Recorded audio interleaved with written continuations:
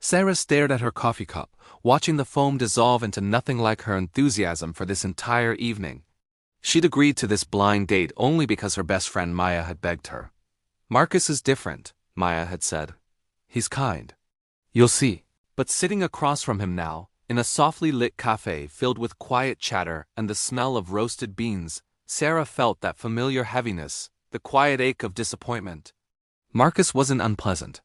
In fact, he was kind, polite, his eyes crinkled when he smiled. But Sarah had built walls so high around her heart that even the gentlest soul couldn't climb them. Pause.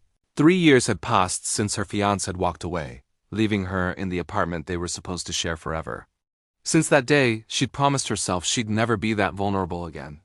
Marcus was talking about his work as an elementary school teacher, his voice soft but full of life as he described his students' antics.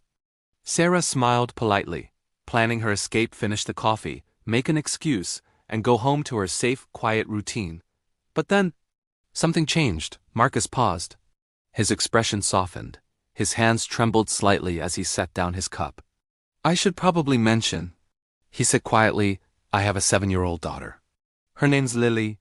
Her mother passed away 2 years ago. It's just been the two of us since." The words hung in the air, gentle, fragile, and real. And just like that, something cracked inside Sarah's carefully built armor. For the first time that night, she really looked at him, not as a stranger on a date, but as a father doing his best to hold the pieces together. He wasn't hiding his pain. He was living through it. She leaned forward, her voice softer now. "What's she like?" That simple question changed everything. Marcus's eyes lit up. He began to talk about Lily's obsession with dinosaurs, her habit of leaving little notes around the house calling him the best daddy in the universe, and how she still slept with her mom's old sweater because it made her feel safe. Sarah listened, feeling the ice around her heart melt, one drop at a time. Before she realized it, an hour had passed. She was laughing, really laughing for the first time in months. When Marcus asked if she'd like to continue their conversation over dinner at his place, he mentioned his sister was watching. Sarah hesitated for only a moment before agreeing. The drive to his home was easy, filled with quiet music and shared stories. And when they arrived, Sarah couldn't help but smile at the cozy chaos, the crayon drawings on the fridge, the stuffed animals lined neatly on the couch, the warm light spilling through every room. They had just started preparing dinner when the front door opened. Marcus's sister called out a goodbye, followed by the sound of small running footsteps. Then a little girl appeared in the kitchen. Curly hair, big eyes, energy that filled the room. She stopped in her tracks the moment she saw Sarah. Her mouth dropped open. Then, with the excitement only a child can carry, she pointed and shouted, "Daddy! It's her!" Marcus froze. Sarah blinked, confused. "The lady from your bedtime story?" Lily exclaimed. "The one with the sad eyes who forgot how to smile." Sarah's breath caught.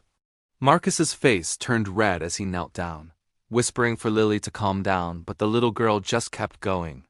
"You said you were waiting for someone special," Lily continued. "Someone who understood being sad. Someone who needed to remember that happy endings are real. You said she'd have eyes like a rainy day, but a heart ready for sunshine. Daddy, that's her." Tears spilled down Sarah's cheeks before she could stop them. Marcus stood, eyes glistening, and met her gaze with a look so full of quiet hope that the last wall around her heart simply fell. He hadn't just been waiting for someone, he'd been believing that love could heal again. And maybe, just maybe, she could believe it too. Lily grabbed Sarah's hand. "Will you stay for dinner?" she asked, her voice trembling with excitement. "Daddy makes the best spaghetti! And I can show you my dinosaurs." Sarah looked from Marcus to Lily, her voice barely a whisper. "I'd love to." That night, as they sat around a table covered in mismatched dishes and dinosaur placemats, something inside Sarah shifted. There were no fireworks, no grand declarations. Just laughter, soft conversation, and the gentle warmth of belonging. And in that small kitchen, surrounded by crayons and spaghetti sauce, Sarah realized something profound. Sometimes the greatest love stories don't start with passion and perfection. They begin with broken people finding the courage to be open again, with a child who still believes in magic, and with the quiet decision to stay just a little longer. Because healing doesn't happen on our timeline. And love doesn't always come when we're ready, but when it does, It's always worth the wait. If this story touched your heart, please like, share, and subscribe to Kindness Pulse for more stories that remind us hope is never too late to return.